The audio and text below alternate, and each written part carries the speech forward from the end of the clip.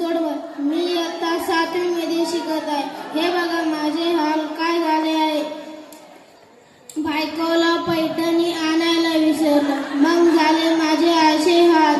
बायकोचा मार म्हणजे घरगुत धुलाई सेंटर. बायकोशी वाद म्हणजे भीतीवर डोके आपटल्याबरोबर. बायकोचा मार म्हणजे नवऱ्याचा संसार.